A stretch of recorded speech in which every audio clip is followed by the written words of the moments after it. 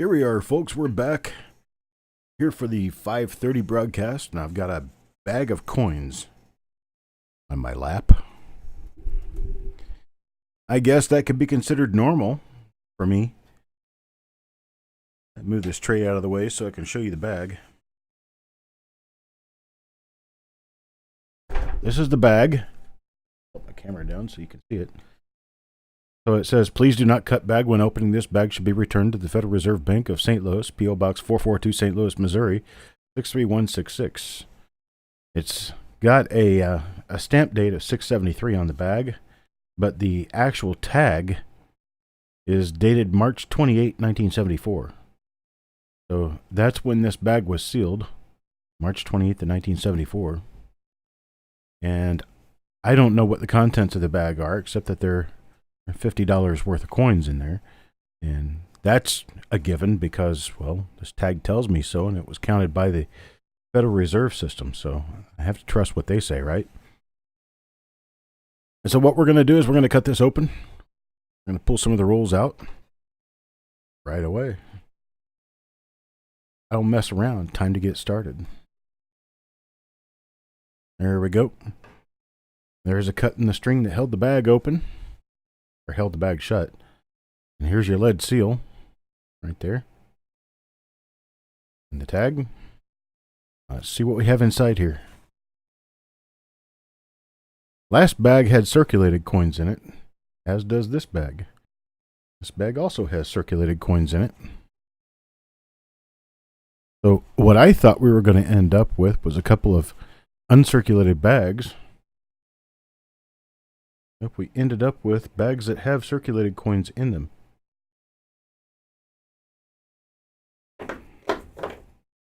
This one's got at least two different kinds of wrappers inside of it.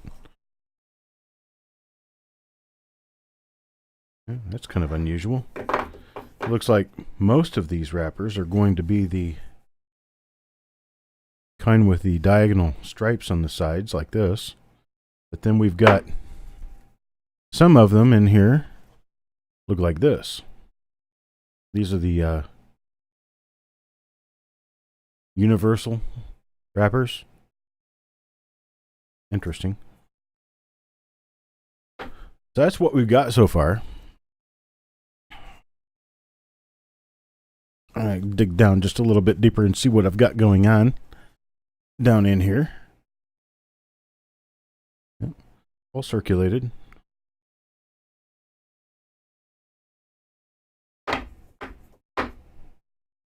Okay.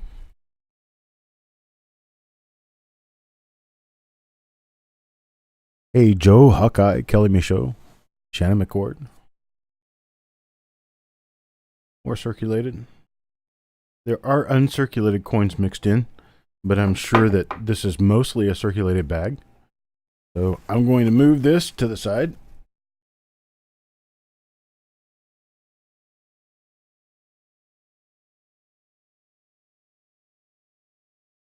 And the seal. And we're going to pick a few rolls out of here.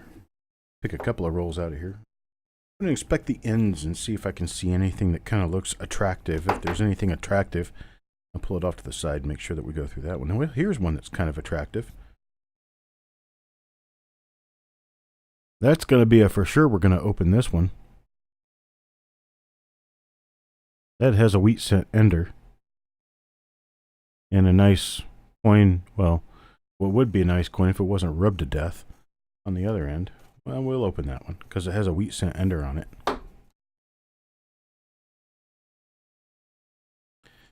And maybe we should open one of these with the different kind of wrapper, unusual wrapper. These guys right here. I think that might be what we'll do. We'll open those two. Yeah, we can do it that way. And again, these turned out to be circulated rolls. Had no idea what they were going to be. I bought them as uncirculated bags of 73 and 74 Lincoln cents. But you never know what you're getting when you buy a bag. I could have kept it together as a bag and sold it as a bag, because I would have known nothing better. So we get these other rolls. Let me pick one more roll because I know we're going to have throwaway coins. Now I got 3 rolls from this bag that we can open.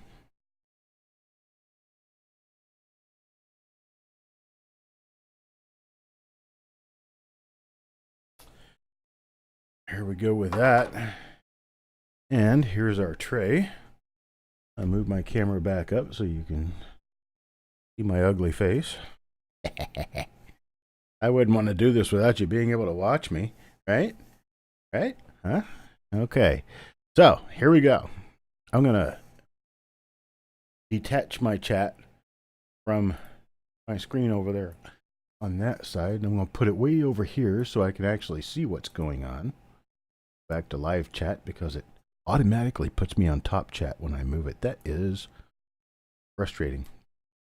Okay, so that. Now let me go back to scene collection so that you can see what's underneath my little scope here. Okay.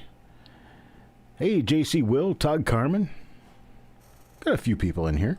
Hey, she, pound that like button. We've got 12 people watching, only 6 likes. Here's all of our names for this particular excursion. And what we're going to do, my little bag here. I'll put all the names in my little bag. This is reveal number 67. It was for 100 coins, 2 rolls, essentially 2 rolls, of coins from a bag that was sealed by the St. Louis Federal Reserve on the 28th of March, 1974. Wild Bill gets the coins first. So let's open this roll. This one, the one with the odd looking wrapper, I'm going to open first. I'm going to get my coin roll opening tool. And just pry it right open. This thing works really well. I saw where some other people were using ones made of metal. And I don't agree with sticking metal into the end of a roll for any reason, regardless of whether they're circulated or uncirculated coins. I don't really care. I am a coin preservationist. I like to keep coins in as good condition as I possibly can without screwing them up, scratching them, messing them up, chemically altering them, or whatever.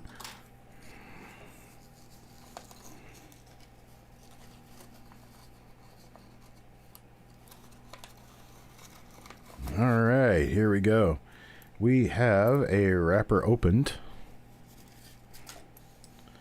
Let's get these closer to the front up here so you guys can actually see the roll as I see it. And Wild Bill. Me first, right? Okay, your first coin, sir. Move this out of the way. That way I can get closer to the action. There we go. Your first coin, sir, is a 1967 Lincoln cent. It's in relatively nice condition. This is the coin that was on the end of the roll.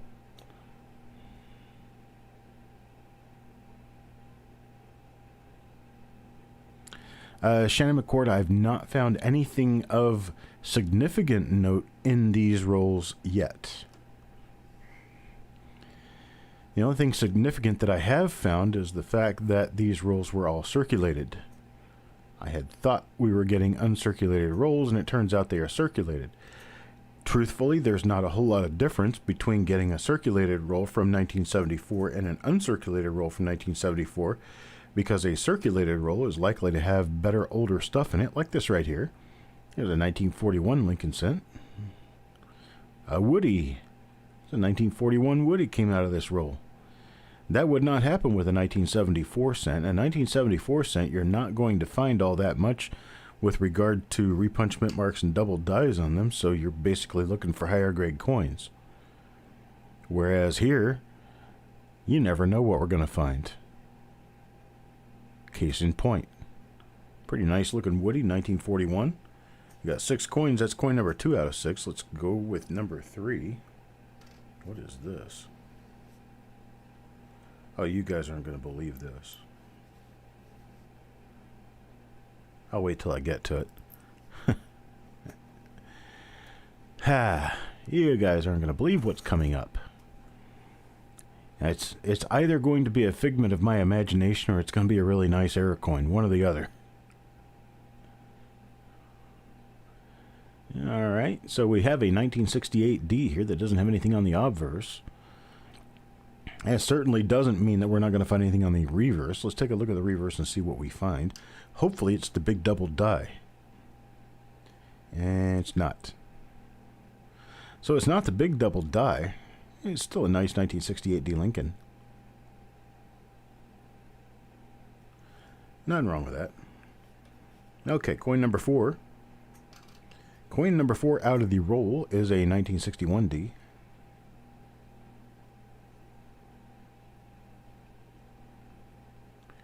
Not seeing anything of any particular importance on this yet.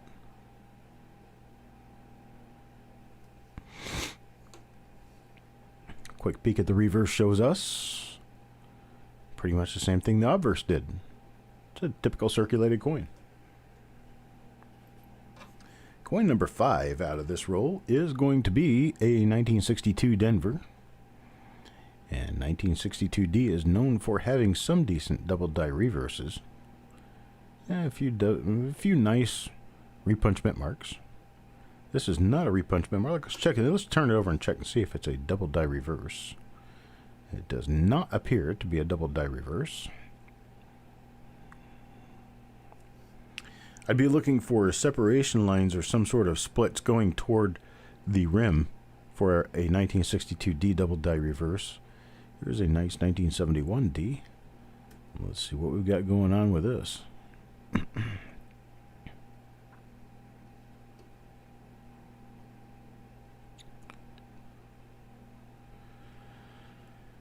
Okay, we got nothing there.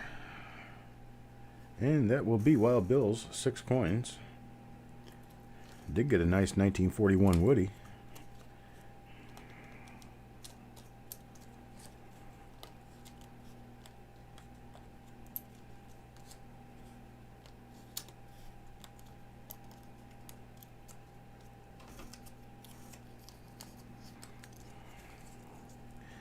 And there we have it. And moving on to the next person. Yes, sir. Thank you. That will be J.O.B. J.O.B. for 6 coins now. His first coin, 1965.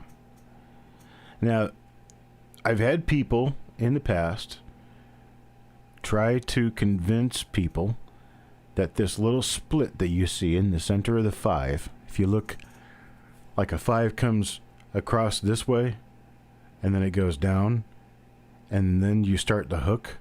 I'm doing it backwards. You start this way, come down, and then you start a hook.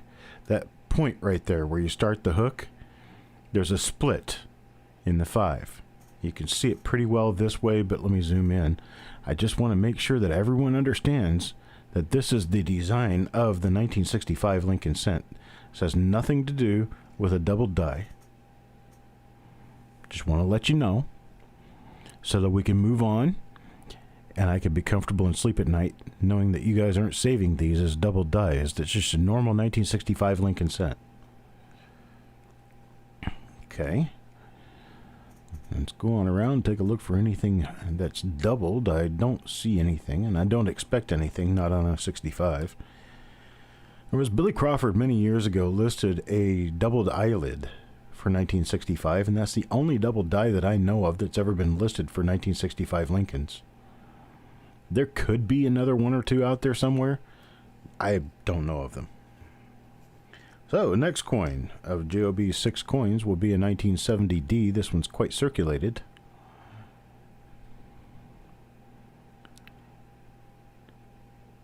Has enough wear on it to be an XF coin.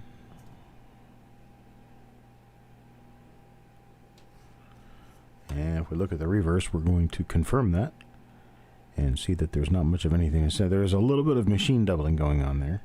You can see the machine doubling down to the NT of cent. You can see it on the base of the memorial.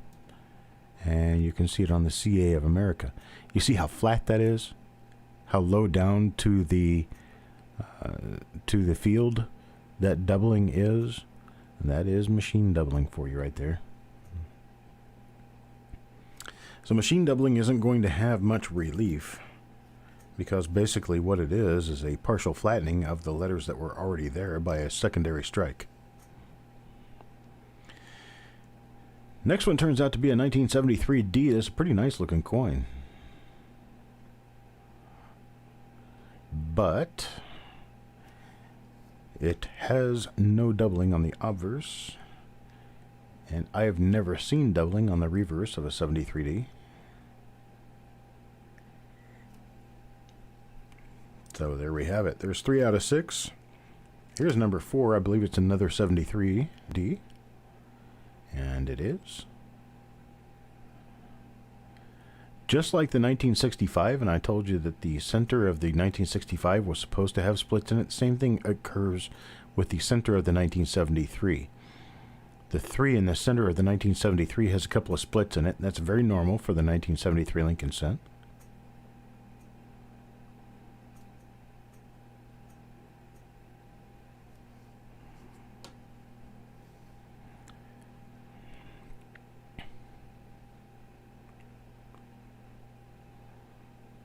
As are the huge initials on the reverse. This is the only year that has initials this large on the reverse. That's the 4th coin out of 6, and coin number 5 appears to be light. Oh, it's kind of strange. It appears to be a little bit lighter than normal. It's a 1964 D. I'm going to have to weigh this coin because it does look like it could be off.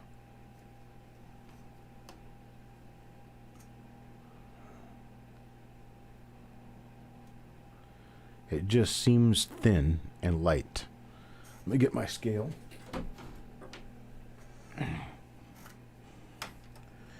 don't have any way of computerly showing you this, so I will just do it and tell you. I need to change this to grams.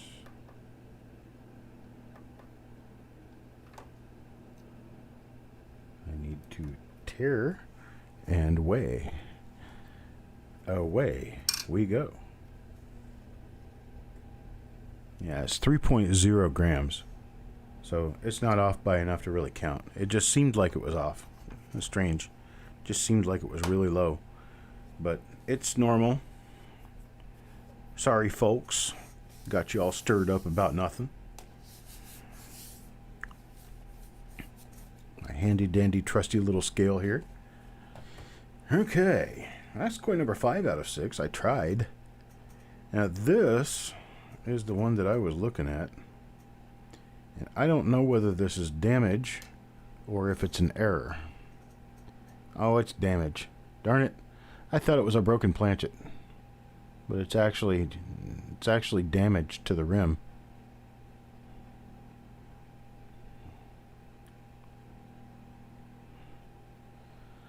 I thought we had something special going on. There's a 74D. So it was a brand new coin when this was wrapped, except that it was heavily damaged before it was put in the wrapper. Alright, we're going to pull that one out because it's junk. Go with another coin. 1972D here. 1972D that does not have any hub doubling on it. Not a repunchment mark. Not a rotated reverse.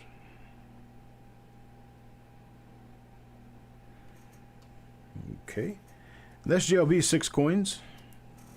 Go ahead and put his name in a flip and get these coins stacked off for him. Darn, I thought I had a broken planchet going on there.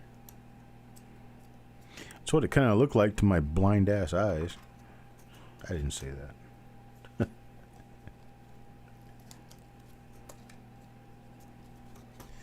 Yeah, I know. I unfortunately am teasing people. It's completely unintentional, I assure you.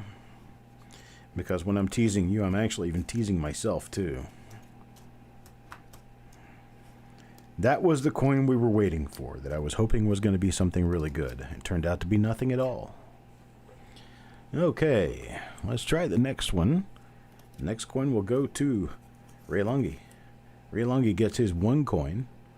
And fortunately, it's a nice uncirculated coin. This is a 1973D. Take a good peek at it and make sure that we've got ourselves something nice here. Or, if we don't, at least we know.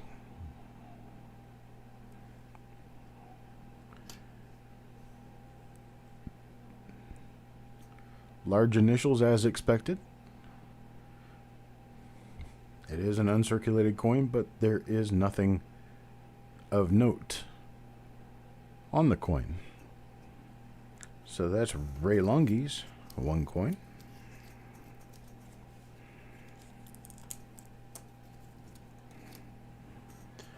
Next will come up Jeff Dunn. Jeff Dunn gets 6. Here's the first coin out of his 6. It's a 1971D.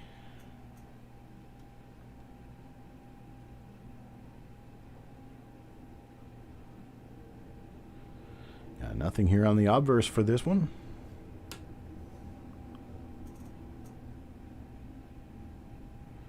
Yeah, it looks like nothing on the reverse. I flip it one more time to make sure that I've got proper orientation from the obverse to the reverse. We'll move on to the next coin. Next coin is a 1970D. It's got a wallop of a damage right on the edge of the mint mark, so it's kind of hard to tell whether that's doubling or if it's just damage. Let's just put it this way. I'm sure there is damage there. So whether there's doubling doesn't really matter much because of the damage.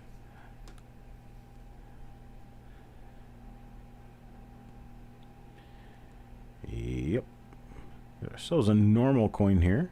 This one does have a floating roof. You can see that the line between the top of the roof and the cornice is basically missing.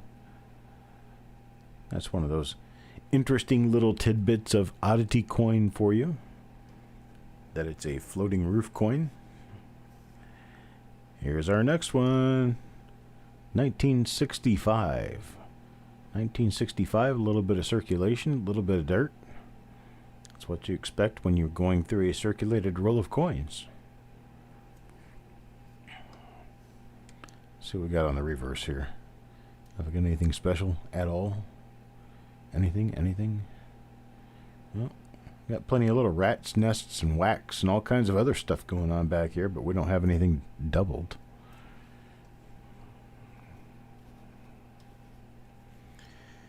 Here's Jeff Dunn's fourth coin. This is 4 out of 6. It's a 1956D. This is a wheat cent.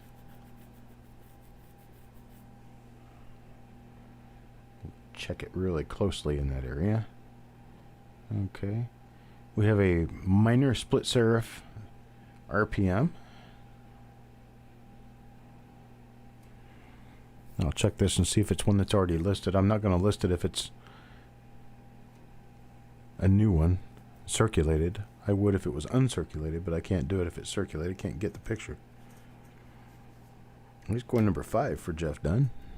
1973, nice, bright, and shiny.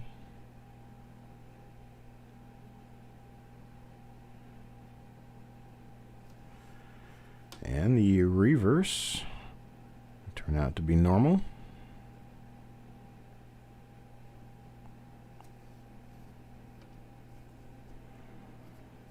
And his final coin, Jeff Dunn's last coin, is going to be a 1970 plain. Not a double die. And I'm not seeing anything of measure on the reverse either. That's what we've got. 6 coins for Jeff Dunn, one of them being a wheat cent 1956 Denver.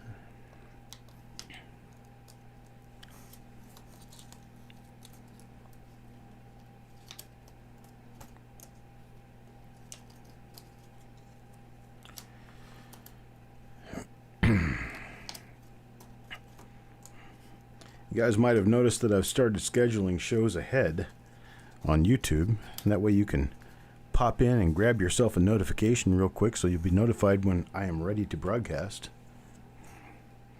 Paul Hampton gets his 6 coins now. Here's the first one out of 6. And this one appears to be a 1972. No, it's a 73.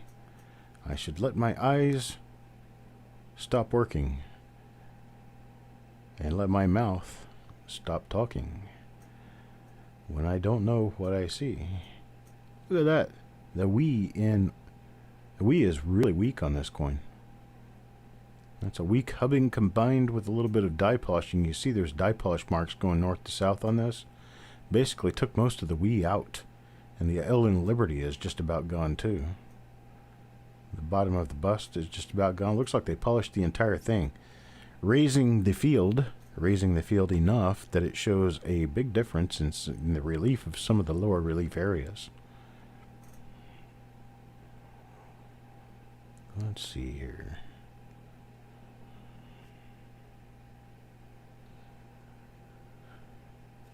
I actually did look at the video, Majestic, and that was really cool. It was really nice. I need to send you a 55D to replace the one that's in there. As the one you have in there was not original surfaces. I'll stick you a 55D in your next envelope. And I will contribute to your carousel. That was really cool.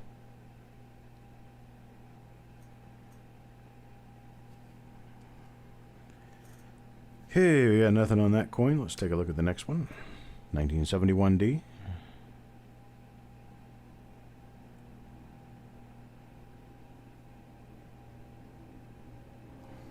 Nothing there. Let's see about the other side.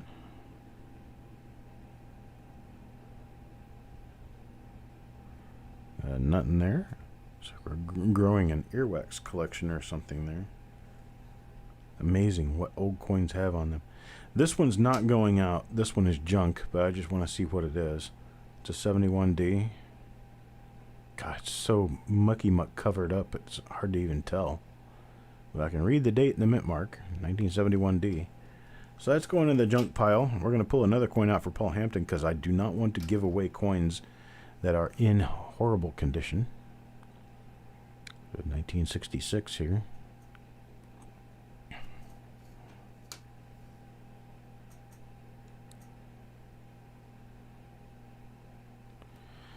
Okay, that one can be coin number 4. Coin number 5 is nice and shiny. It's probably a 73. It is a 73. It's 1973 Denver Mint.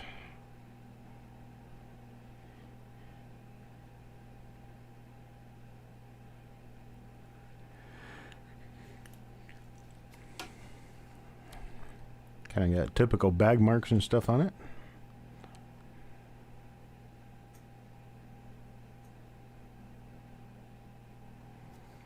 And that's about it. So there's 5 out of 6 for Paul Hampton. Let's take a look at this last one, see if we can get something out of here for him.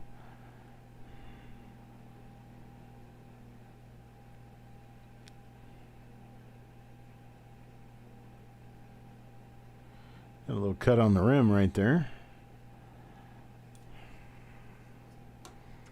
Hey Brian, no, absolutely nothing in this roll.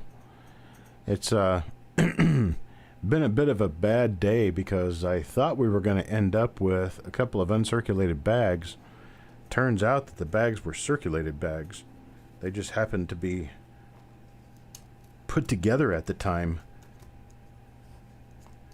They were marked, both of them February and March of 1974. So of course all the coins in this date 74 or before then, which I guess is kind of cool. I mean, we're finding wheat pennies, but I mean, you know, kind of expect that, but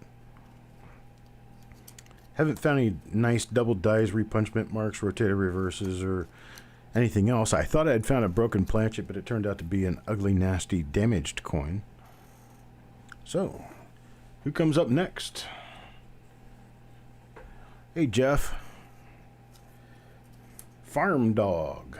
Farm Dog gets his 5 now. Here's the first one. It's a 1972D. You see that extra little line on the inside top of the mint mark right there?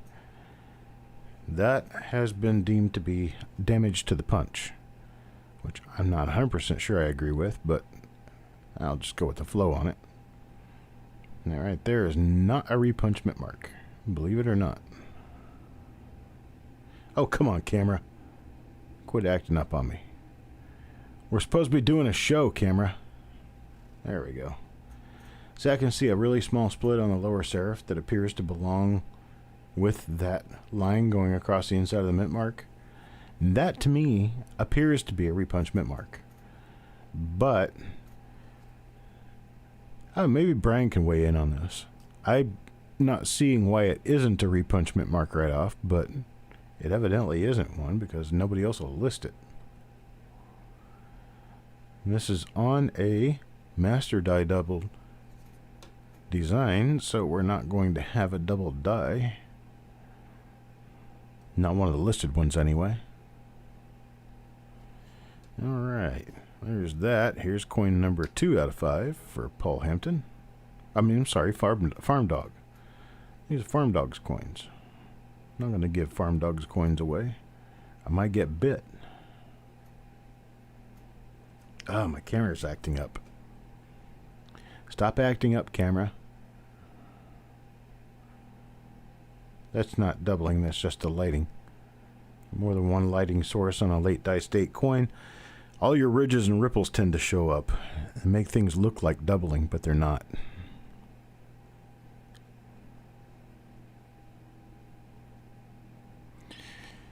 Okay, got a normal 1973D there. Let's take a look at the next coin. That's coin number 4 out of 5.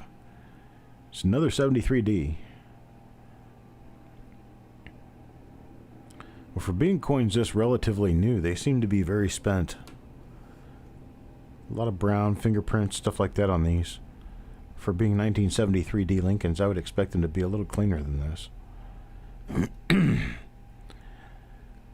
I mean, this would be like finding a bunch of 2019 circulated coins now.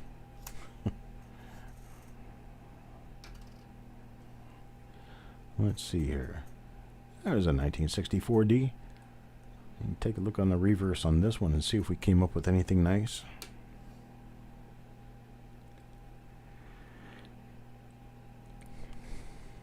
There are some excellent double die reverses for 1964D. 64 obviously takes the cake that year, but 64D, there's still nice ones. Okay, Farm Dog's last of 5 coins. This one's nice and bright. Full and circulated 1973D Lincoln. This is the way I would expect 1973D Lincolns to look in March of 74.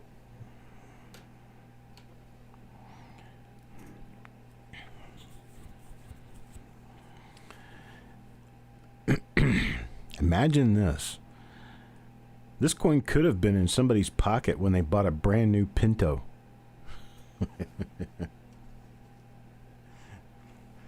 You know, the kind with the exploding gas tanks?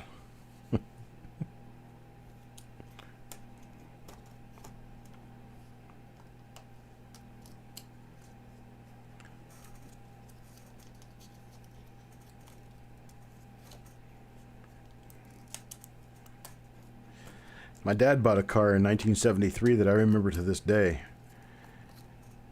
It was a 1973 Nova. Brand new Nova. It was metallic green. Had, I think, a tan interior. You know, that Naga material that they used. It wasn't leather, but it kind of looked a little bit like leather. Alright, Taco John gets 6 coins. This is the first of Taco John's 6. It is a 1965 Lincoln.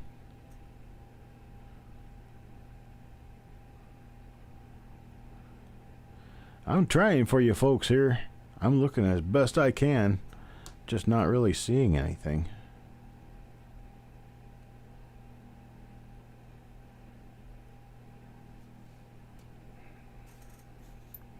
Here's coin number 2 of 6, and this one looks like it's going to be thrown to the side.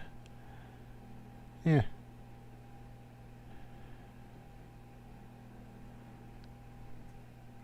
It's not real pretty.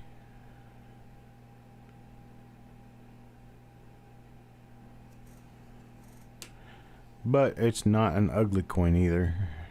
It's just circulated. I don't know how anyone wore a coin down this much in 1 year. I just don't get it. Back for a minute. 8, now nap time. So you had to eat before you nap. I hope your nap refreshes you, makes you feel much better. I know what it's like to be tired.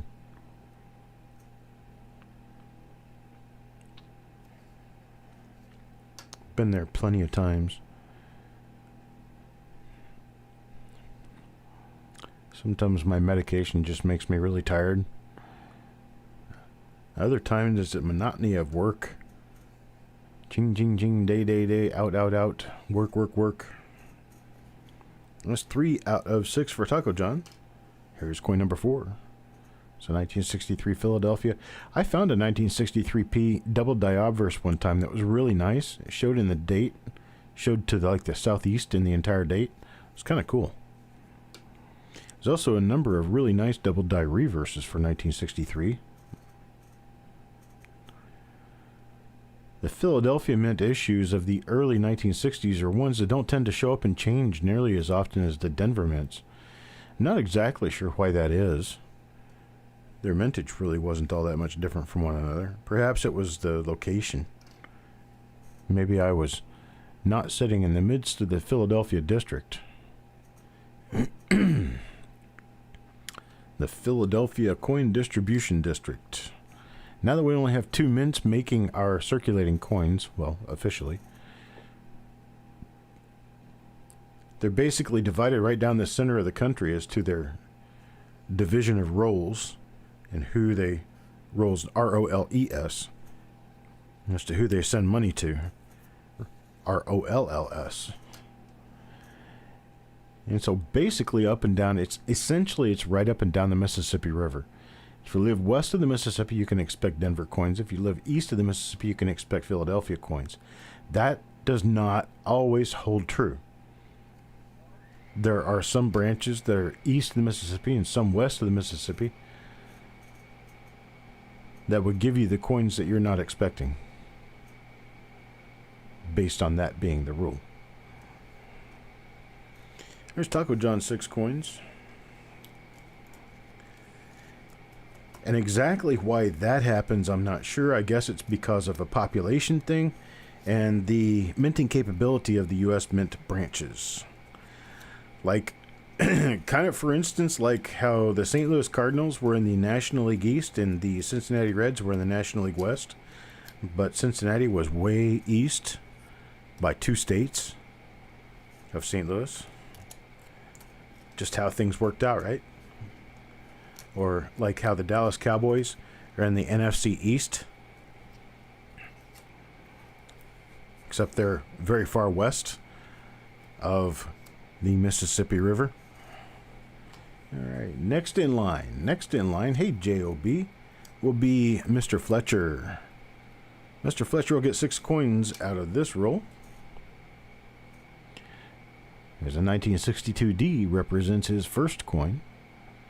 Basically what I'm saying with the sports teams is it just had to have, they had to have so many teams per division, and when they were assigning the divisions the way they assigned the divisions, or when teams came in as an expansion team, they kind of threw them in the division they were necessary to be in rather than strictly by geographic location. Well, the same thing's going to happen when they're broadcasting out these new coins across the country. I lived in Memphis for a number of years, and sometimes we would get Philadelphia coins, and sometimes we would get Denver coins. But that's because my house was 10 miles from the Mississippi River. Same thing could probably happen to somebody like Penny Parent. Actually, Jessica. She goes by Jessica in here now. Same thing happens to Jessica, I'm sure, because she's from Burlington, Iowa. Right on the Mississippi River.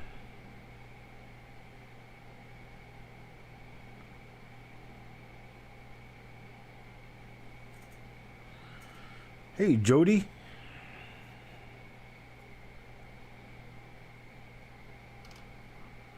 Braves and the Falcons were in the West for many years. Honestly, I didn't even know that.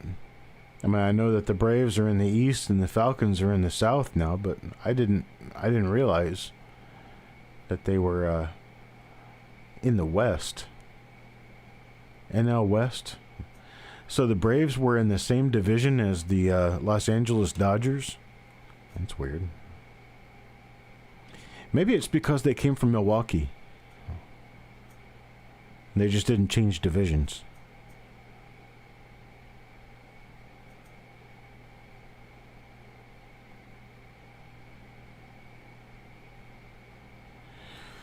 Okay.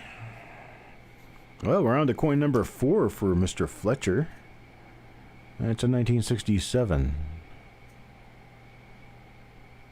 That's an interesting die gouge. Take a look at that. That's kind of cool. It's like absolutely straight as an arrow. Very near the rim. Typically you see those near the rim, they're going to be curved like the rim. That one's straight as an arrow. Very cool.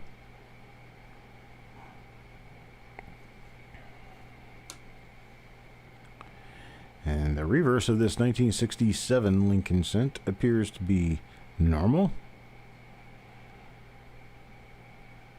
And it is.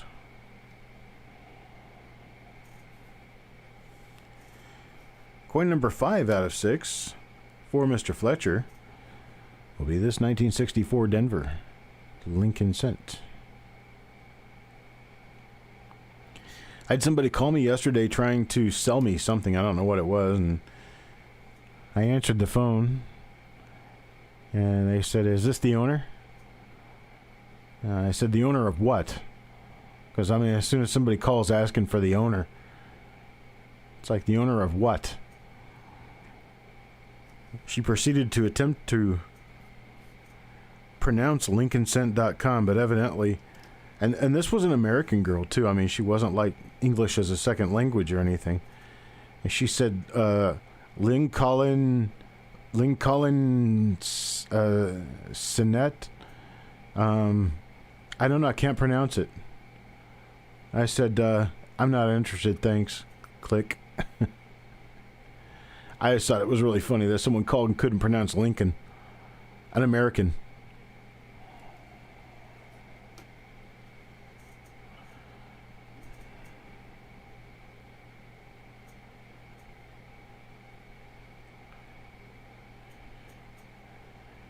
Shannon, are you closer to the river or closer to Alabama? Because that can matter. Mississippi is a border state. So it's one that could go either way. So that's the last of Jim Fletcher's 6 coins. Got 6 coins for Mr. Fletcher, and we've talked all the way through them, and there wasn't really anything to stop and take a good look at.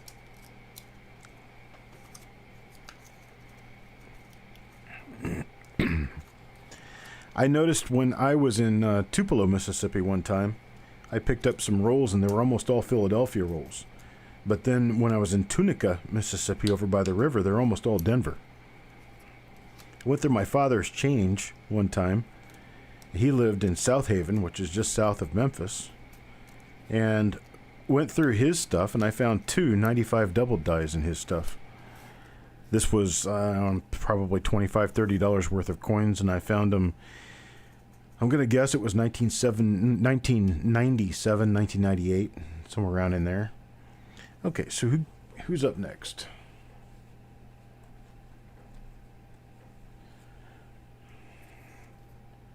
PJ Curtis will get this one. I didn't want to stick it under the scope just in case it was anything big. It's a 1971 Philadelphia. Don't want anybody to think I was doing anything nefarious. You're in Lexington and all Philly. Louisville gets Denver. Well, that would kind of make sense. I've got a whole bunch of Louisville FedRAP stuff that's all Denver, or most of it is anyway. I think Louisville gets both, or at least used to get both. And I can understand Lexington getting Philadelphia because Lexington is probably not in the Louisville district. It could be, but it may not be. I'm thinking more West Virginia, but I don't know if there's even a Fed district in West Virginia. All right, here's another coin I'm not going to force onto anyone. This is a 1971D. It's a little bit icky. It feels kind of light. I guess it's normal. Normal, but it's ugly. It's going in the trash heap. All right, let's try the next one. The next one looks a lot better. This is a 1973D. Still no RPM. I like the 73D RPMs. Just can't seem to ever find them. You're next to Tupelo? Okay. Well, then that means you're closer to Alabama than you are the river. Which would tell me that you would generally more likely get D-Mint, except that Tupelo could be in the Memphis district, which falls under the Fed Reserve of St. Louis. You could also get coins from the New Orleans Fed Reserve district. I think New Orleans is a branch. I think Jackson, Mississippi has a branch. New Orleans has a branch. Birmingham is one of the Fed Reserve districts. But you have to think of the notes, the paper notes, numbered 1 through 12. Those are your same Fed Reserve banks that issue coins, or that used to issue coins, issue bagged coins. They get them directly from the mint, whichever happens to be closest, or whichever happens to have the most of them. And then the Fed Reserve districts had branches. And sometimes the branches made sense as to where they were, and other times they didn't.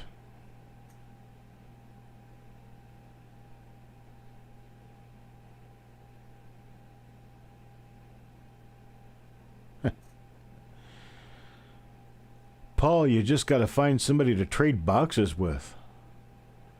I did that one time. The dummy I was. Well, of course I wouldn't have known, but I was in Missouri. I lived in Missouri, and I wanted more P-Mint coins to look through because I kept finding D-Mints all the time. So I was looking for more P-Mint coins so I'd have the chance of finding a double die. Because D-Mint, modern D-Mints don't have a lot of double dies. So we're on to another roll here. That was coin number 5 for PJ Curtis. I don't have any coins left, so I'm going to open a new roll. And this one is the one with the wheat ender. And it depends on which way it wraps as whether that's going to be the first coin or the last coin of the roll. It's going to be the last coin of the roll. Coin number 50. But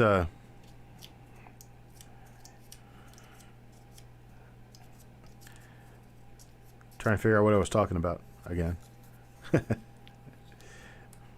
I'll get it here soon. I'll figure it out.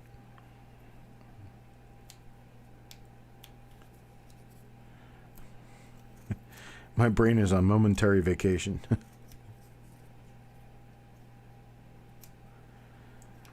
Yeah, but exactly where you live with regard to what district you're in, it's not about what city you're closest to. It's about how close to the borderline of a district you live.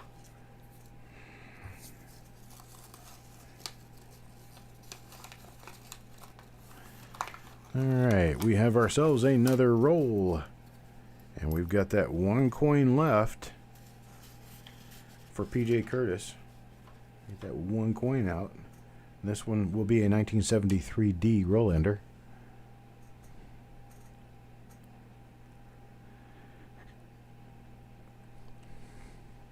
I can't quite spit out what I was talking about. If anybody remembers what I was talking about before I realized I needed a new roll, let me know and I'll continue that subject. Otherwise, we'll just have to move on to something else. Pre-Alzheimer's does that for you. Oh yeah, swapping boxes. Thanks. I got the idea. Swapping boxes. So I was in Missouri and I swapped boxes with a guy who lived in South Florida. Lived in Palm Beach County, West Palm Beach. And he sent a box to me and I sent a box to him. So we had $25 of each other's pennies, which was fine. So I decided to set mine off in the closet after I went through a couple of rolls and figured out, oh, there's a lot of PMEC coins here. I like this. It's kind of cool. So I set them off in the closet and got distracted and did something different. And he contacted me about 3 days later saying that he had gone through his box. Chris Vines. 6 coins for Chris Vines, starting number 1 here.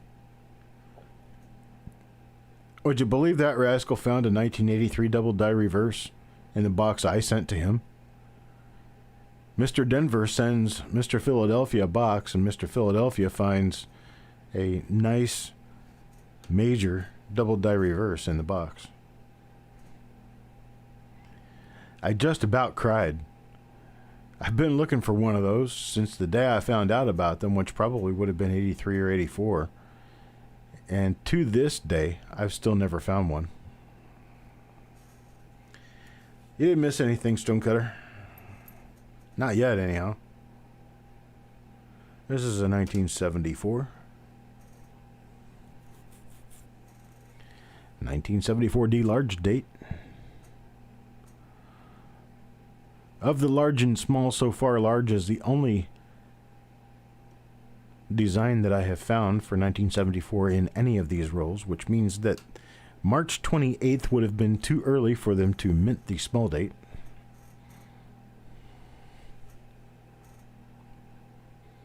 As there are no small dates in these rolls. I do have a bag that came from the same source from approximately the same period of time that was already broken open, and the entire bag was 1974D large date,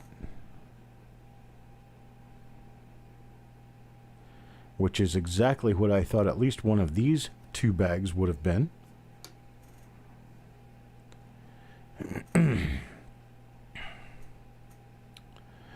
Yeah, we were shipping boxes of coins to one another. Cost, I don't know, like $10 back then. It's $12.80 now if you've got the discount. If you don't, it's over $14. And shipping to Canada? Forget about it. Shipping to Canada is really expensive. Any of our Canadian friends happen to be in here, they'd be able to tell you that.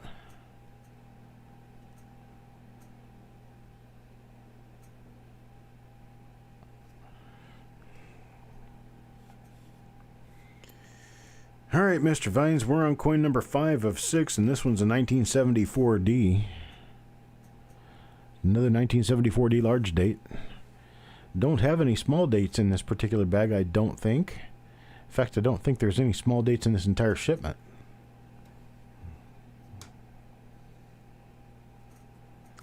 The small date is not scarce. It just happens to be minted after the period of time these bags were created.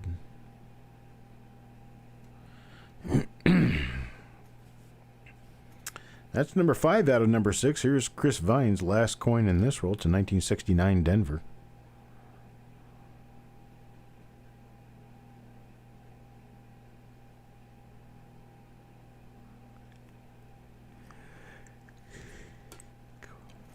Not seeing anything here so far.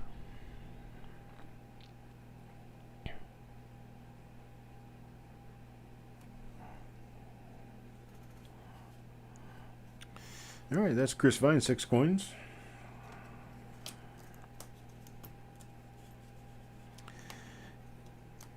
We are going to end up having rolls of these coins for sale.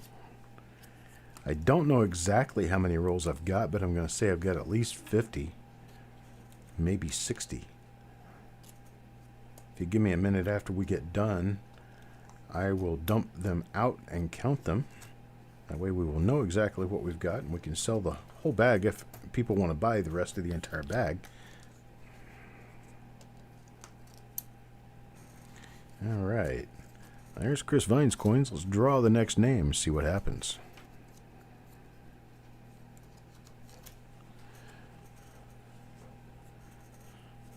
Next one is Don Harmon. Don Harmon, 6 coins come along here.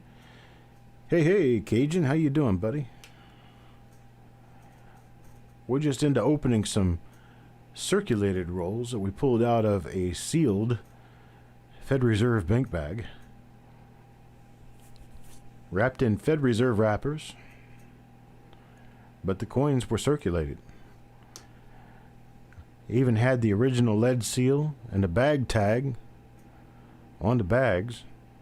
First bag I opened earlier was from February 25th of 74. And this one is from March 28th of 74. And they both turned out to be circulated rolls. So 1973D. So we're taking lemons and making lemonade. Best way to handle it. Maybe we'll find something really good. Heck, rather than 74D, I'd rather be going through circulated rolls from 74 anyway. There's a chance you might find something from some of the better dates.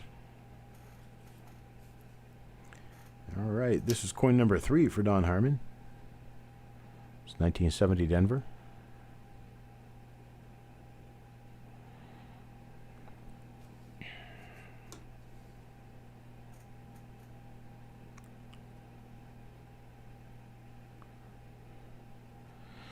Nothing there. Coin number 4 for Mr. Harmon.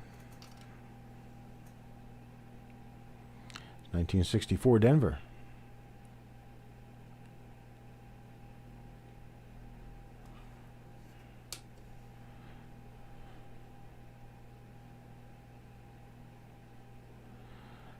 Looks like nothing on that one, huh?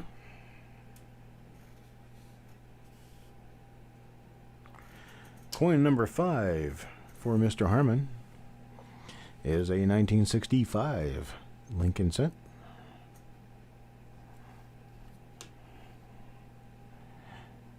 Looks like we're finding not much of nothing. Yeah, it takes a long time to get the mail up there, and it takes a lot of money to mail it. You'd wonder what they're doing sometimes. I mean, because honestly, with a passport, I could probably drive it for cheaper.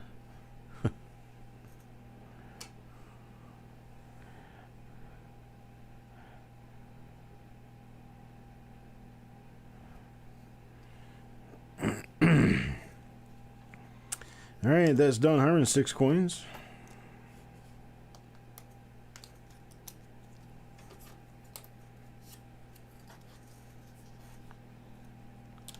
No, I've not been able to make it to the post office today. I do have the box packaged though. I've got a decent amount of stuff loaded up already, and I'm going to fill it out and ship it. But it will go tomorrow morning.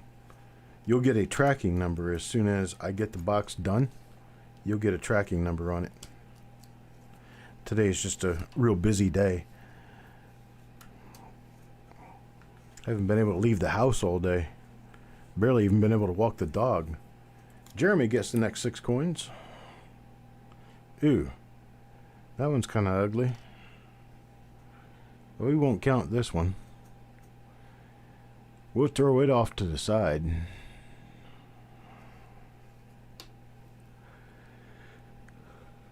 Wow. How ugly can a coin get? Hello, Bulldog. Here's the next one. Much nicer looking coin.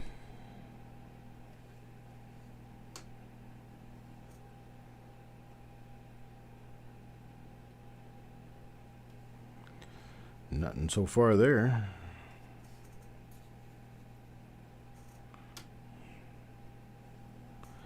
This will be Jeremy's second coin. 1968D.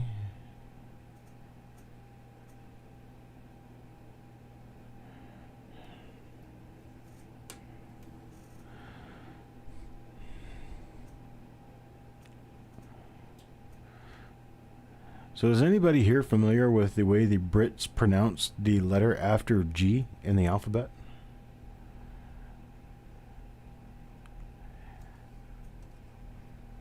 I heard it pronounced today, and it reminded me of back when I was in the military, and I dealt with military people on a more regular basis.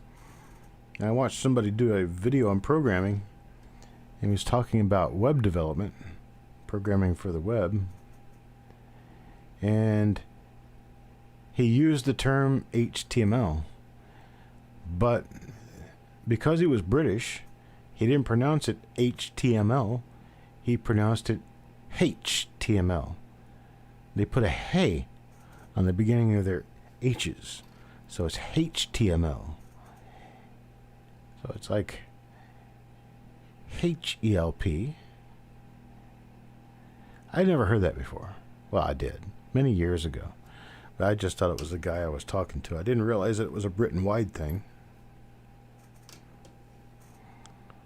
Here's 1966.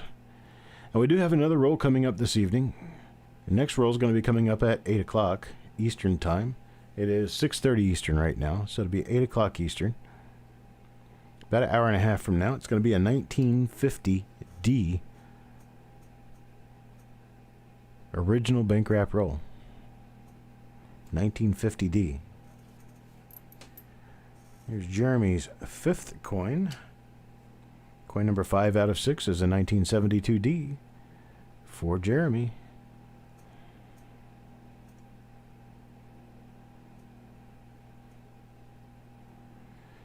No double die.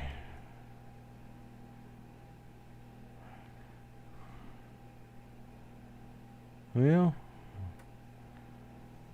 the thing on top of the L could actually be hub doubling. I'll have to check that out more carefully. I do believe that could be part of the master die doubling, but it's hitting me as being odd. So I'll have to take a look at that one.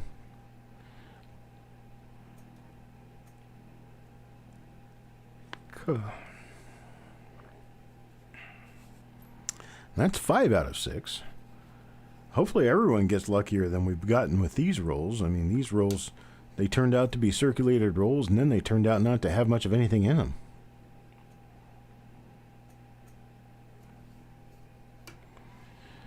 I mean, they are interesting going through because now you can see what pocket change looked like in 1974. And that's when these were wrapped. So they had been pulled out of circulation 46 years ago. And, well, you're getting a chance to look at them up front and personal, as these coins are all going out to the people who purchased them.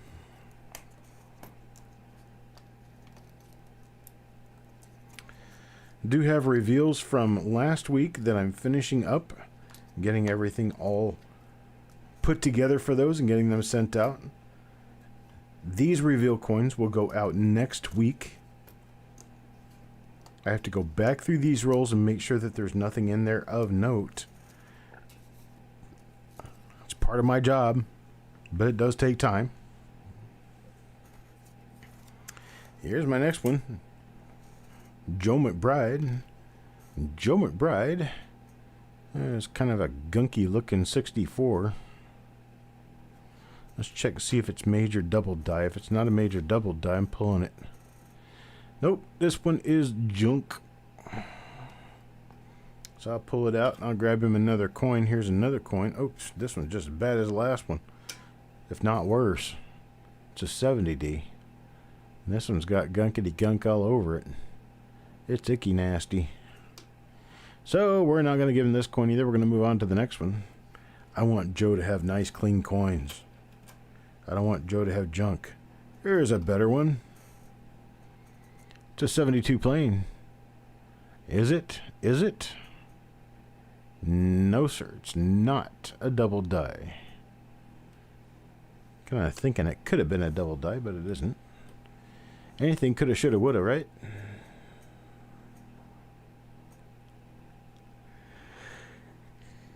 Alright, so that's coin number 1. Coin number 2. It's a 71D.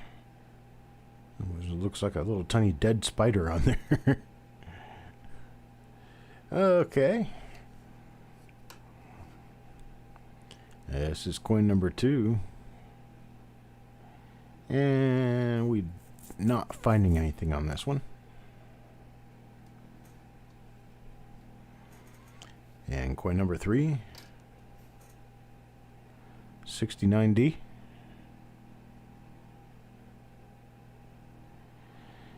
You notice how we've only found one S Mint coin in this entire batch so far? Everything we've opened, we've only found one 1971S, and that was it. Kind of shows you how scarce the S Mint coins can be. Not easy to locate unless you're in California, Nevada, Utah, Oregon.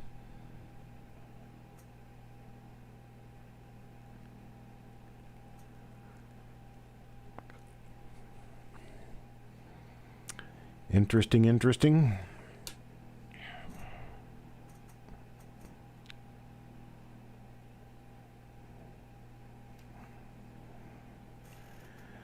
I get it, Marshall. We gonna talk, buddy.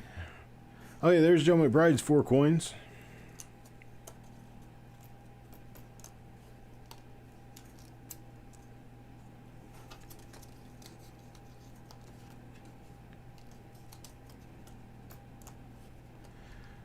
Looks like we got coins for probably about 4 more people.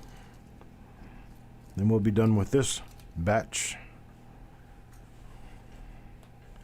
Grab into my bag and pull out Levels of Madness. 6 coins for levels. Here's coin number 1 for levels. 1970 plain. Not looking at any hub doubling.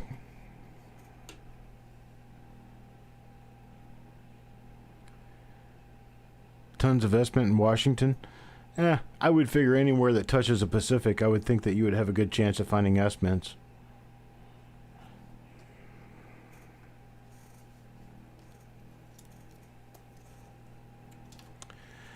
But we got a whole bunch of people, myself included, that live thousands of miles from the Pacific and have scarcely caught S Mints out in the wild.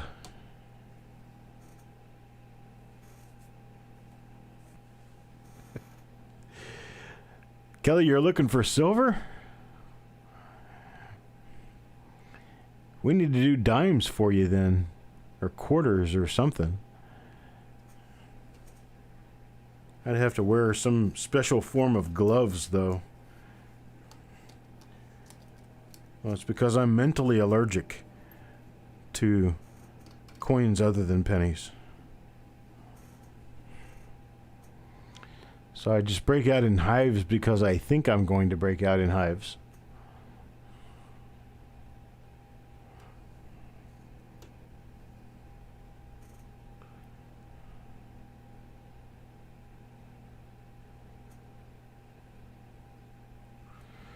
Nothing there.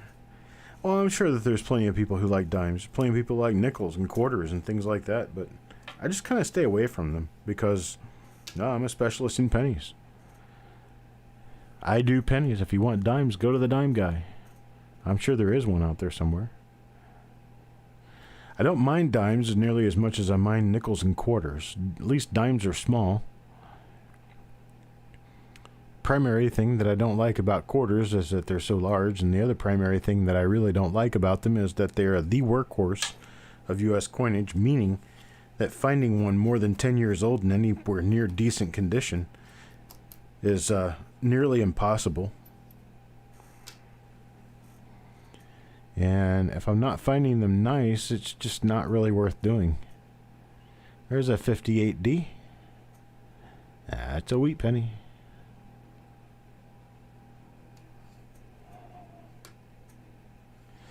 BIEs do occur in the 70s.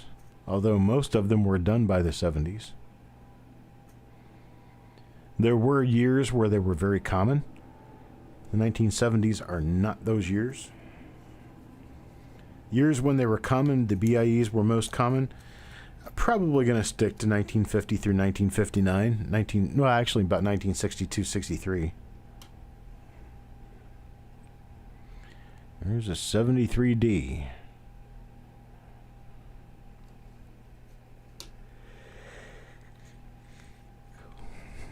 $73D is the last coin out for Levels of Madness. And we found nothing so far.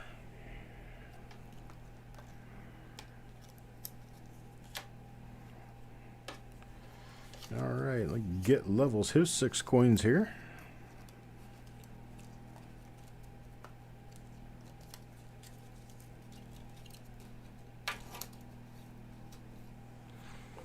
Next name out of the bag will be Kelly Michaud. 6 coins for Kelly. Here's the first one. 1973D.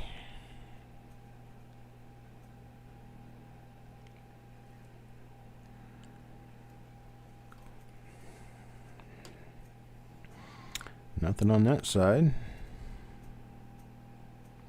Just take a look, see if we have anything on the reverse worth talking about. And indeed we do not. So that's Kelly's first coin. Kelly's second coin will be 1964 Denver. Looks like I keep going through the same coins over and over again, but I assure you I'm not. These coins are just very similar in appearance to one another.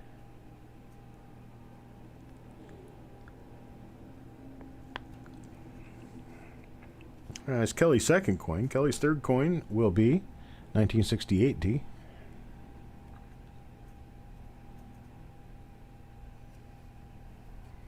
Hello, Farm Dog. We just got done going through your coins a few minutes back. Unfortunately, we didn't find anything good for you. Win some, lose some, though. Just the way it works. Kelly Michaud, coin number 4.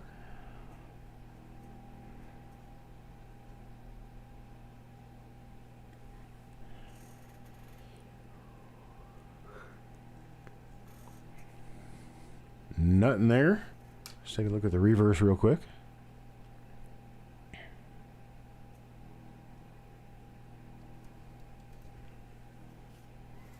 That's 4 out of 6. Here's coin number 5. It's a 1973D. It's an attractive little coin poking its head out of the roll. Hey, pick me, pick me. I'll get to you when it's your turn.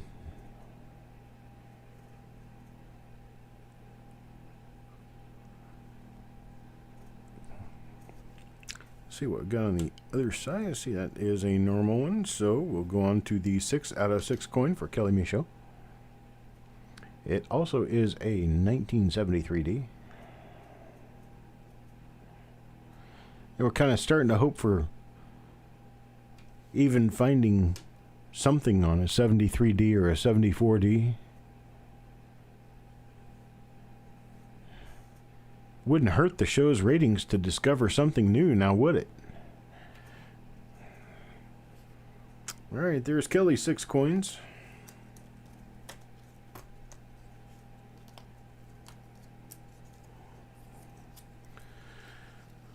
Bulldog and Farm Dog, you two should really get together.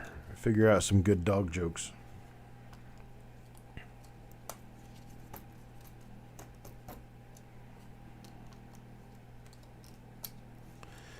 I have a bulldog. Bulldog owners know that bulldogs are a joke. But you gotta love them, right?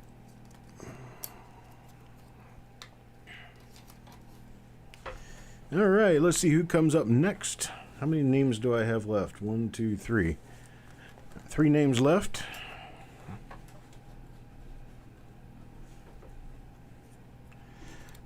Mr. Reese. Get 6 coins. There's Mr. Reese's first coin. It's 1970D.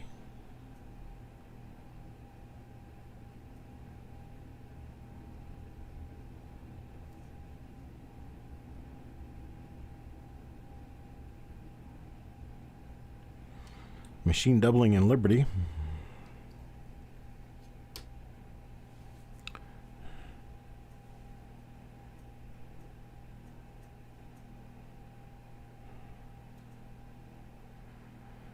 Nothing on the reverse. Let's take a look at coin number 2 for Doug Reese. Here's a 1969 plane. You don't see 69 planes all that often. Exactly why, I can't tell you, but you don't.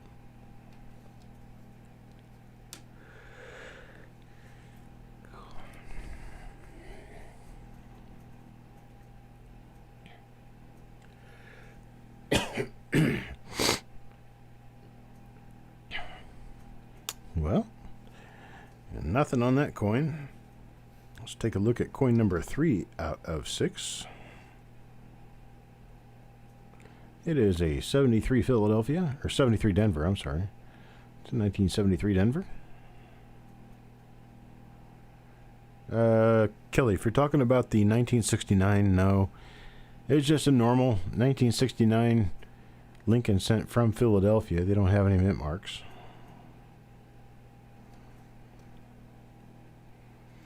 Coin number 4, big spot right in the center of it.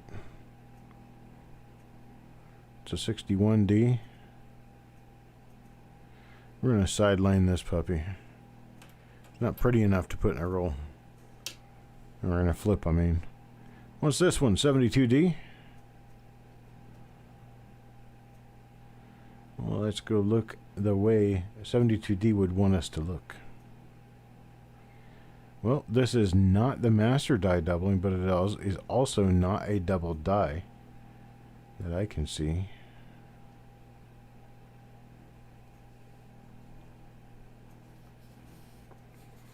And coin number 5 for Doug Reese is a 1971D.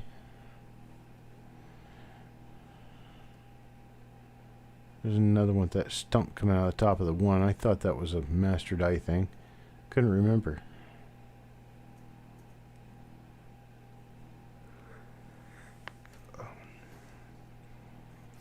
Geez Louise, forbid I forget something about Lincoln cents, right? Oh, here's an interesting one. This is a wheat cent. It is a 1955D. We've run into 3 1955Ds in these rolls. Kind of amazing. It's like, are they like the 64 nickels? You find so many of them, they don't even seem old 25 years later.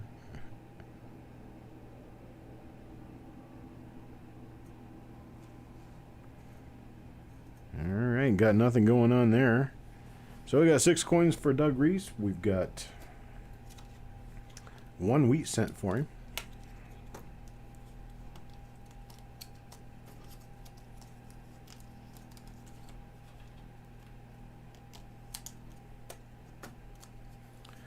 Hello, Starbuck. I'm sure I did. I've not had a chance to check emails and really pay very much attention to them, but I'm sure I did receive it, and as soon as I get a chance, I will take a close look at it and give you an answer. I think I remember seeing what it was about was some reveal coins, and I think I have those here. I don't remember exactly why I didn't ship them before. Adam Chambers gets 6 coins. Was he the last one? No, there is one other person. So I'm going to need to open this last roll here.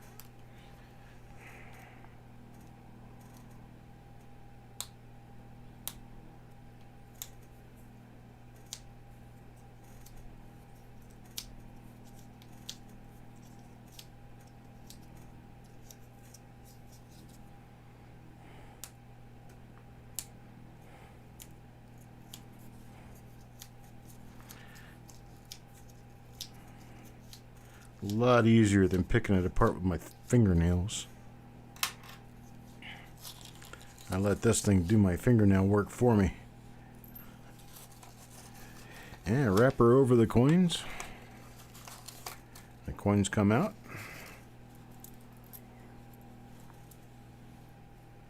And we have our last 5 coins from the last roll. So the 5th coin in is going to be a wheat cent. So we know Adam's going to get a wheat cent out of this. Here's coin number 1 for Adam, 1970D.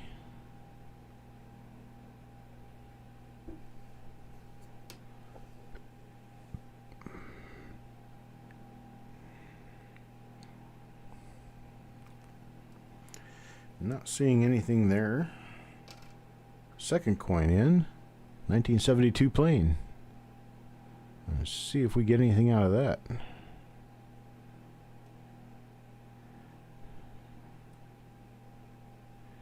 Well, it's not one of the...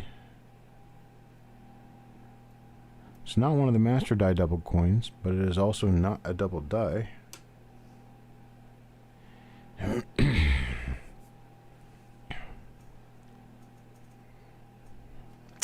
Nothing on the reverse. Coin number 3 will be... Oh, 1940. Another wheat cent. I didn't see this one coming. Nice little 1940. Let's see if it is a double die reverse. And it is not.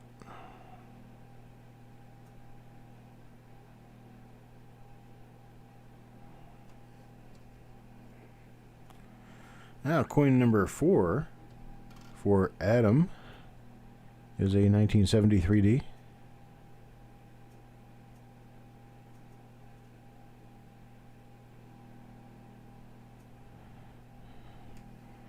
Got nothing there so far. I'll take a look at the reverse and see what happened there.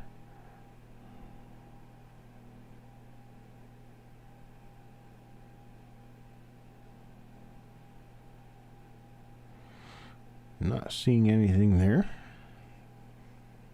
Alright, coin number 5 is going to be a wheat cent. Let's look at what the date of that wheat cent is. It's a 56D. 1956D. That's one of the more common dates for wheat cents, but it is also one that has a nice amount of promise for the possibility of double dies, repunch mint marks, over mint marks. This was on the end of the roll, so you will see some scraping right in that area right there.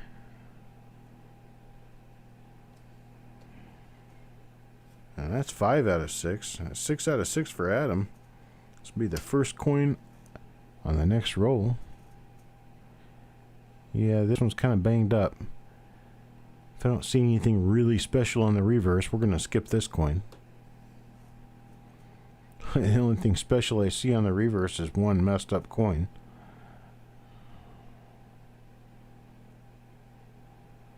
Yeah, we're going to pass. Let me take the next coin out for Mr. Chambers. It's a much nicer looking coin. It's 1973D. Hey, Midnight Silver Run.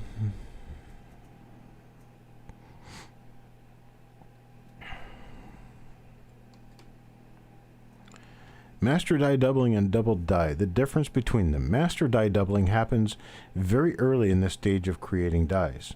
So basically they take a positive impression dinner plate size design and they reduce it in size down to the size of the coin. Now that's your master hub.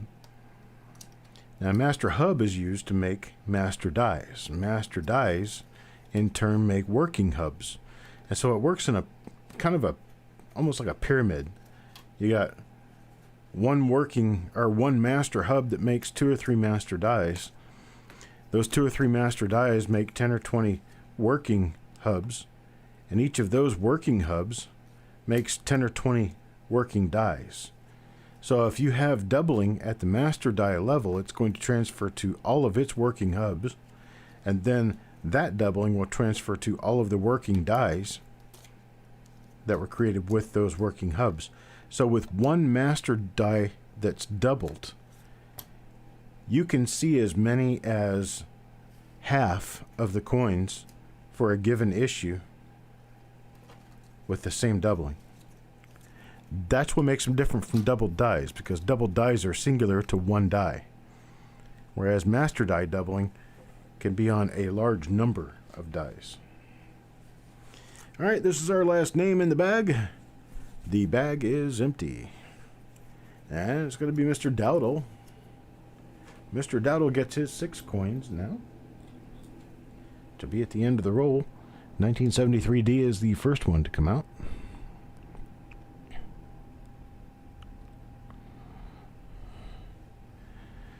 And folks, I think I'm getting kind of exhausted with this. I'm going to have to reschedule tonight's roll reveal, but I will schedule it for the evening time. I'll schedule it for Saturday evening.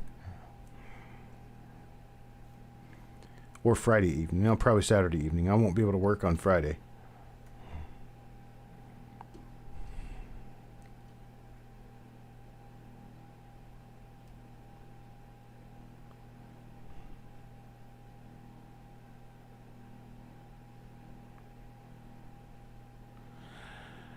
No, master die doubling is hub doubling. It is not machine doubling. Machine doubling happens during the strike of the coin. So it's not something that's on the die at all. It happens because the die slaps the coin around and throws doubling onto the coin. Almost like damage. And that's what machine doubling is. Master die doubling is actually hub doubling. It's actually created in the hubbing press. It's just the difference between master die doubling and working die doubling is the level in the pyramid where the master die doubling is created. It is created in such a place where all of the copies made of it, then the copies made of that copy, and then the copies made of that copy number in the millions. Way into the millions. Sometimes the billions. That's why master die doubling has no value. But it is different from machine doubling. Yes, so all true doubled dies are actually on the die. Machine doubling is not. Machine doubling is created during the strike of the coin.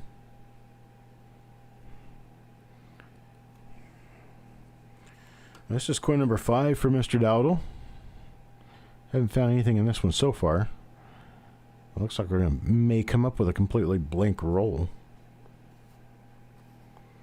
And coin number 6 for Mr. Dowdle will be a 1971D. Let's see what it has. Is there any chance of a double die? This is going to be it. Nothing found. I will reschedule the 1950D roll for primetime. I'll do it on primetime on Sunday instead of primetime tonight. I'm going to have to take a break. My blood sugar is getting all wonky on me. I've been sitting here most of the day going through coins. And just can't do it anymore today. I thought I'd be able to handle more of it, and I just can't. So there's Mr. Dowdle's number 6. Let's see what else we have in here. Let me get Mr. Dowdle's 6 coins out of the way, and then we'll finish this one little roll and see what else is in this roll. Anything good in here, we'll just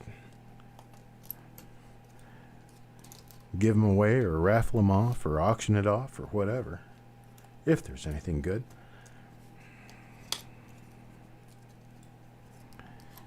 Okay. It's 1964 Philadelphia.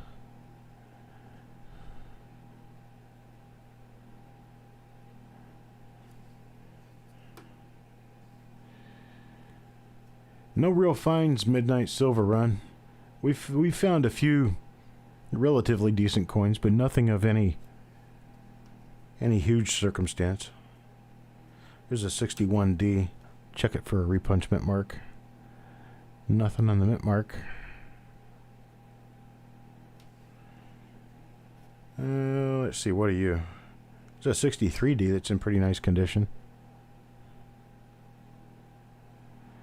No doubling.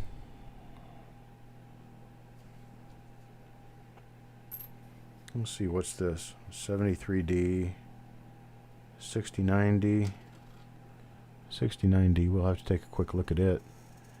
And nothing there either.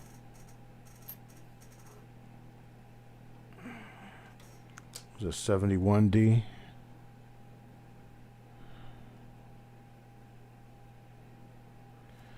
Nothing on that one. Well, most of these coins are brown. This one is red brown. It's got just about as much red as it does brown. This one would grade about a 63 red brown.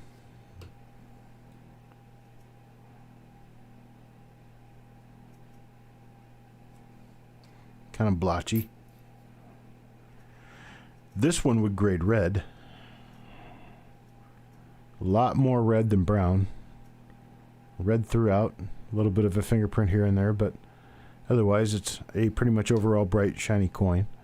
The reverse is nice and bright and shiny. So this one's red. This one would grade probably a 63 or a 64 red. This one is a red brown or a brown. This one is just brown. It's got nice luster on it, but it's almost all brown.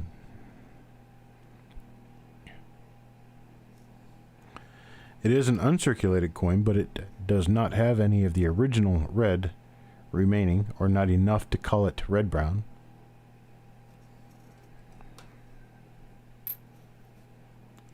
This one is red. So it really has to do with the amount of shine and the color of that shine. That's part of a clash mark there. You can kind of see it in front of his eye, but you can definitely see it behind the head. So you can see a couple of the columns in there. See right above between the R and T and up from the TY. Let's see if I can see anything by looking at the coin in the light. Yeah, sorta. Not so great, but yeah, it's a clash. There's a 69D.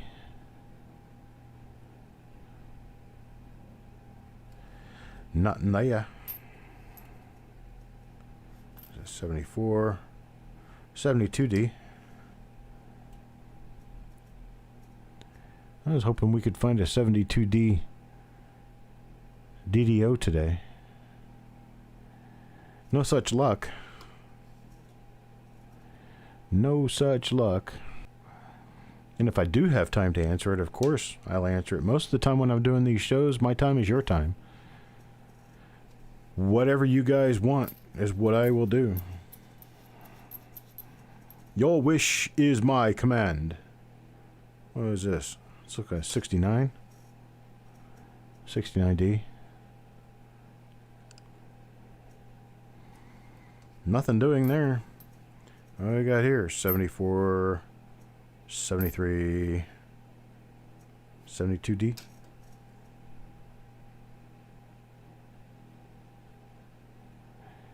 Nothing. 67.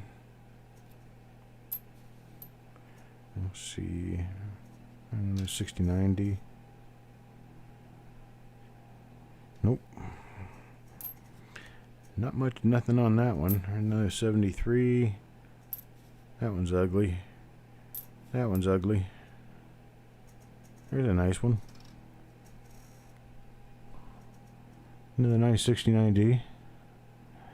And not finding anything on that one. Alright, Bulldog. You have a great night, buddy.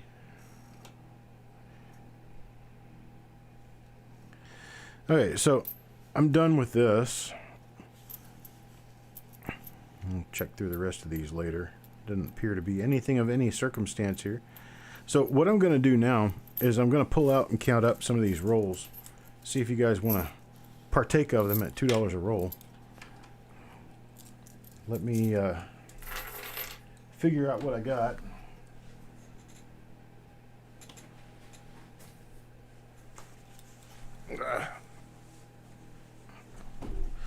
Because I know I've got a whole bunch in here. I'm not exactly sure how many a whole bunch is. So here's one that didn't even get rolled right. Look at this. Look at that. Here, let me change cameras. We don't need this camera anymore. Let's do it this way. Yeah, look at this. This is straight out of the bag this way. They wrap it up all the way.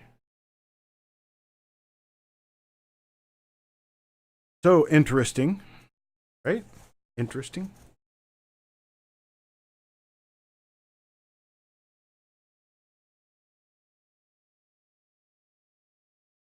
See, this is what I don't sell.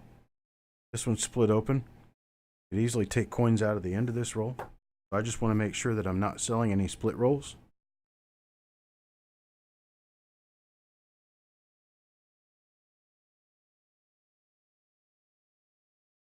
All right.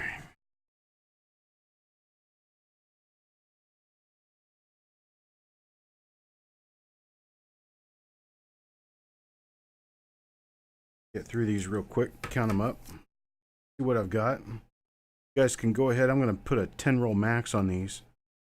They're $2 a piece. 10 roll max. Just let me know what you want. You can go now. Let me know what you want. $2 a roll, 10 roll max. And I will count these up. And I'll just have to stop where I have to stop. Best way I can do it.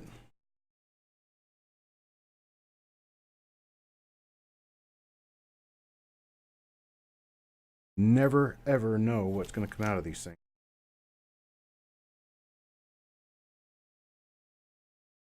These things were wrapped 2 years after the 1972 double dice came out, so not a whole lot of people knew about them then.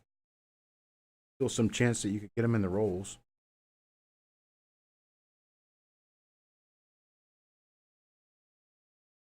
Hey, this is what I ended up with. I just got crushed. Just got crushed.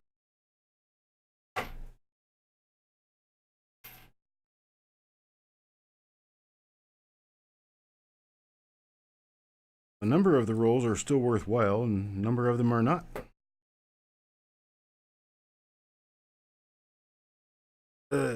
See what I've got.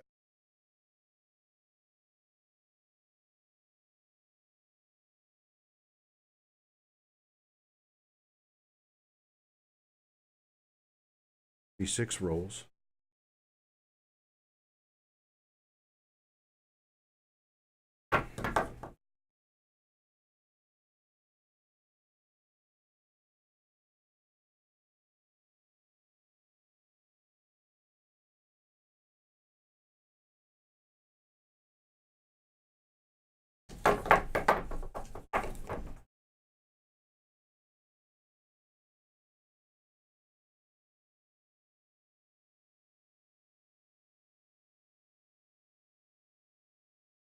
Getting close to the end.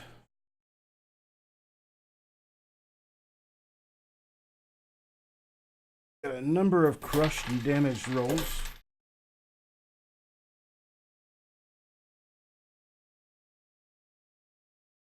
That's just from the bag being tossed to corner for who knows how many different times. Moved or shuffled or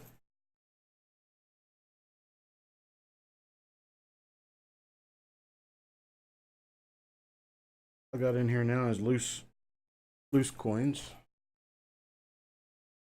Goes by the wayside. Damaged wrappers. Undamaged.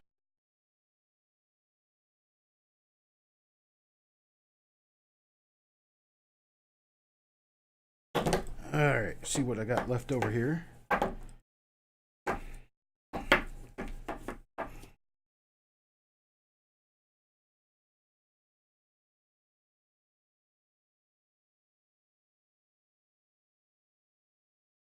Alright.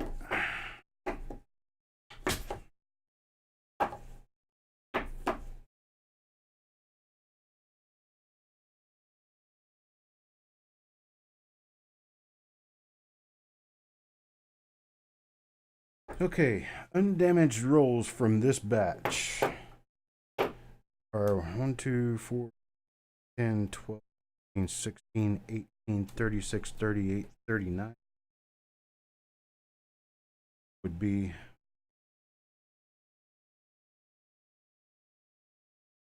39 and 40 is 79 rolls. So I've got 79 undamaged rolls here. I got a whole pile of junk, but I've got 79 undamaged rolls right there. And then there's, right over there is the rest.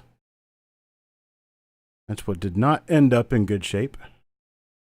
Those are busted or damaged in some form or fashion, but there's 79 good rolls here. So I will be offering these 79 rolls.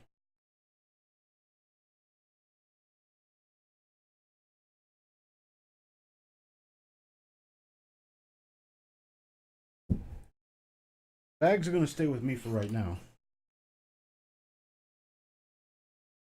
Not exactly sure what I want to do with the bag yet.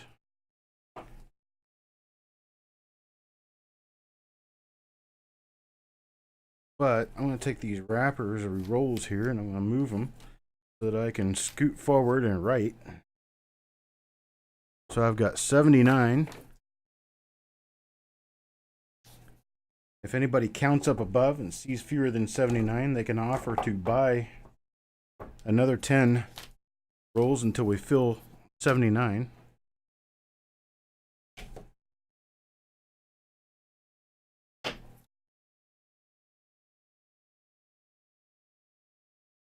And for the time being, I'm going to hang on to the bags.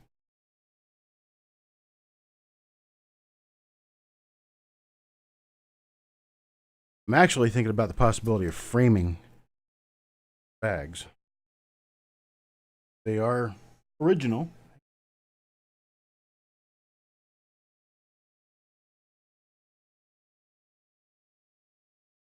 So now I'm ready to go.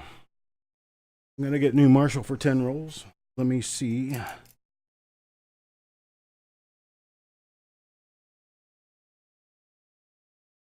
going to get Chuck Patilla for 5.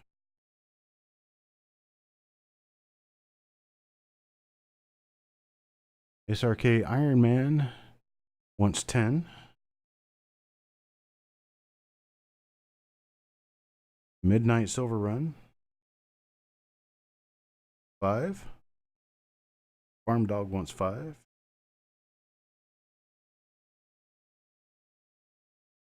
Paul Hampton wants 5.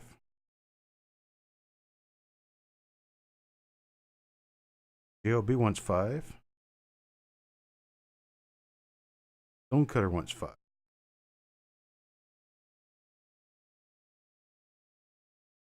And 20, 30, 40, 50. I've got 29 rolls remaining. These are mixed date rolls. They came out of a sealed Federal Reserve bag from St. Louis, but the coins in the rolls were actually circulated. And I have 10, 20, 30, 40, 50 rolls sold out of this for $2 per roll, and there are 29 rolls remaining.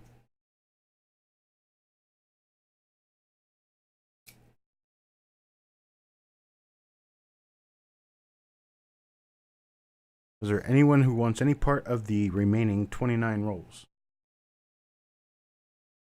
Speak up for as many as you would like at this point.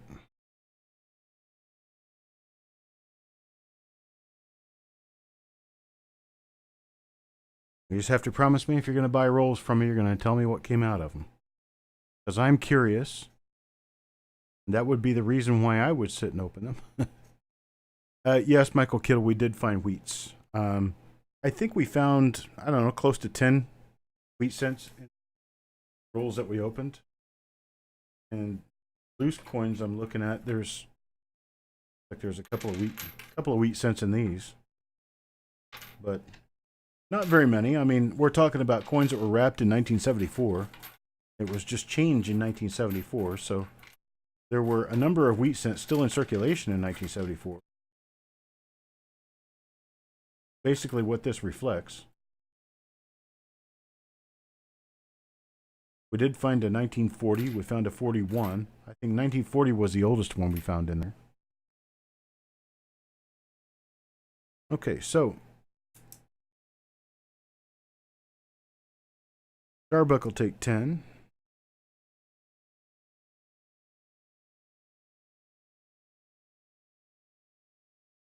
JLB wants 5 more, so that's a total of 10. Victoria wants 5.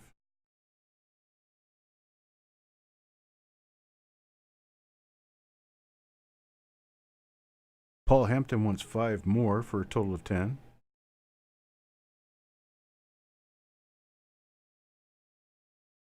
Let me count again.